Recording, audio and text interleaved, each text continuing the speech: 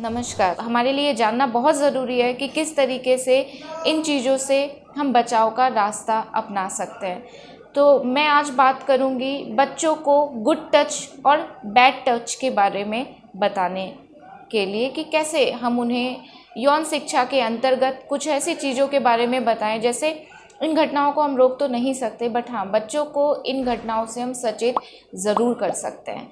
तो good touch bad touch के बारे में बस इतना समझिए कि बच्चे जो होते हैं बहुत कोमल होते हैं। कई बार उनको ये नहीं पता होता है कि उनके लिए क्या अच्छा है, क्या बुरा है, क्या उनके लिए सही है, क्या गलत है। वो लोगों में भी मतभेद नहीं कर पाते हैं कि ये उनका अपना है या पराया है।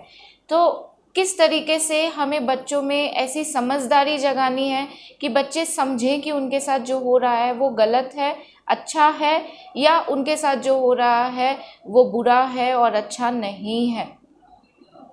इसके लिए हमें बहुत कम उम्र से, अगर हम इसके उम्र के बारे में बात करें तो लगभग 4 साल की उम्र से 12 साल के उम्र के बच्चों को हम गुड टच और बैड टच के बारे में बता सकते हैं।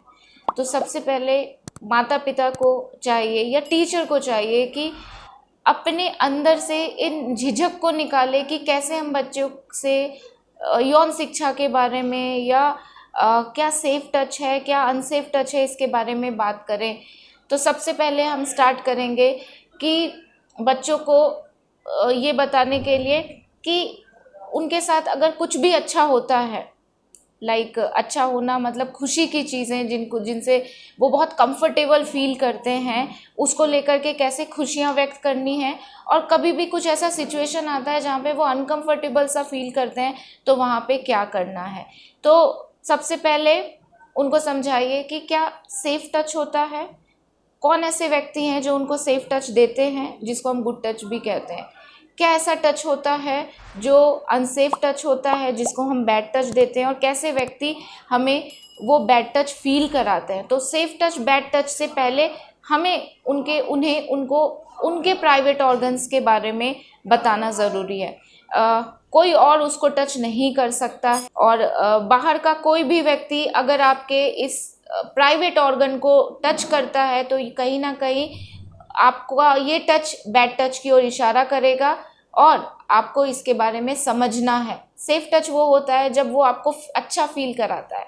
जैसे जब आप मम्मी को हग करते हैं तो आपको अच्छा फील होता है, या आपके दोस्त आपसे हाथ मिलाते हैं, या कोई और बड़ा आपसे हाथ मिलाता है, आपको अच्छा फील होता है। टीचर आपको शाबाशी देते हैं तो अच्छा फील होता है। ये सेफ टच हो गया। लेकिन कोई व्यक्ति अगर आपको गलत तरीके से छू रहा है और ये आपके अंदर चिंता, बेचैनी, अलग तरीके का अनुभव लेकर के आ रहा है, तो ये अनसेफ टच है, ये बैड टच है। और जब भी मान लीजिए कोई सेफ जगह पे ही टच कर रहा है ना, वो गुड टच के अंतर्गत ही कोई अपना व्यक्ति है जो टच कर रहा है, बट फिर भी आपको वो कहीं ना कहीं उस समय उस कंडीशन के अकॉर्डिंग या उस व्यक्ति के अकॉर्डिंग अच्छा फील नहीं करा रहा है, तो ये अनवांटेड टच में आता है। तो सेफ टच, अनसेफ टच और अनवांटेड टच, इन टच के बारे में आपको समझना है, अपने बच्चे को समझाना है, बच्चों के प्राइवेट ऑर्गन्स के बारे में बताना है कि ये ढके रहने ज़रूरी हैं, कोई इसको कहीं से छू ना पाए, देख ना पाए, और इसके साथ कभी भी कोई मिसयूज़ नहीं कर सकता है। तीसरी चीज़, जब भी ऐसी कोई घटना होती है कि कोई भी व्यक्ति उनके उस प्राइवेट पार्ट पे टच करता है, तो उनको क्या करना है।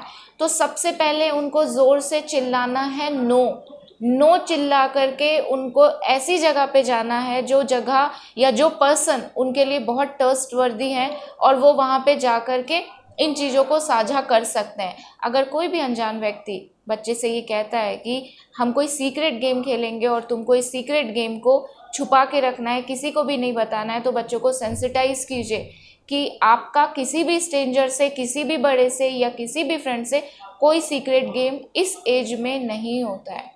अगर कोई व्यक्ति आपको ऐसा कहता है तो इसका मतलब आपको वो बहला रहा है, फुसला रहा है। और मम्मी पापा से, टीचर से, या जिसको भी आप पसंद करते हैं, बड़ा हो आपके घर का, आपके साथ का मेंबर हो, आपको उनसे इन चीज़ों को छुपाना नहीं है, आपको इन चीज़ों को बताना है। कभी कोई ऐसी घटना हुई है, वो जानने के लिए या उसको पहचानने के लिए कई बार हम प्ले मेथड का भी सहारा ले सकते हैं।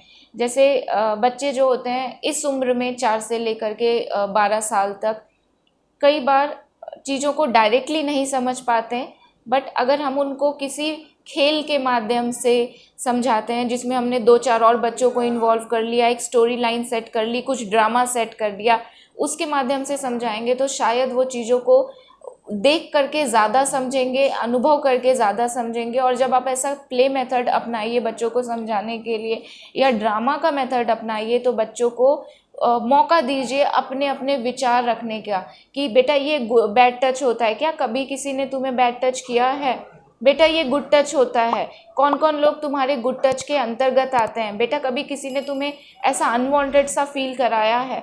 तो ज़रूरी नहीं कि जिन चीज़ों के लिए हमें प्रोफेशनल हेल्प नहीं मिले वो शिक्षा हम बच्चों को नहीं दें। हमें समझना है कि आजकल जो सिनेरियो चल रहा है उसके अकॉर्डिंग बच्चों की सेफ्टी हमारे हाथ में है। तो इसे अगर हम घर से शुरू करें तो घर जो है, फैमिली जो है, वो बच्चों का फर्स्ट और इम्पॉर्टेंट इंस्टीट्यूशन होता है। तो यहीं से हम उनके अंदर अगर इन चीज़ों को इनकलकेट कर पाएँ तो आगे के लिए हम ऐसी घटनाओं से बच्चों को सचेत ज़रूर कर सकते हैं। ये सारी चीज़ें बच्चों को आप समझाइए। चाइल्ड हेल्पलाइन का नंबर बच्चों को याद कराइए, जो कि बहुत सिंपल है, 1090। कभी भी बच्चा अगर अकेला है, कोई आसपास उसको हेल्प करने के लिए नहीं है, फ़ोन अगर उसके पास अवेलेबल है, वो 1090 पे कॉल करेंगे, तुरंत हेल्प करने के लिए चाइल्ड लाइन की टीम आएगी। और बच्चों में आपको लगता है कि आप उनसे कुछ साझा नहीं कर पा रहे हैं, बोल नहीं पा रहे हैं, तो आप किसी भी क्लिनिकल साइकोलॉजिस्ट की मदद लेकर के बच्चों में सेक्सुअल एजुकेशन का जो ये बेसिक फेनोमेना है वो ओरिएंट करा सकते हैं। अभी के लिए इतना ही, और आपका कोई भी सजेशन हो, कमेंट हो, आप नीचे कमेंट बॉक्स में डाल सकते हैं।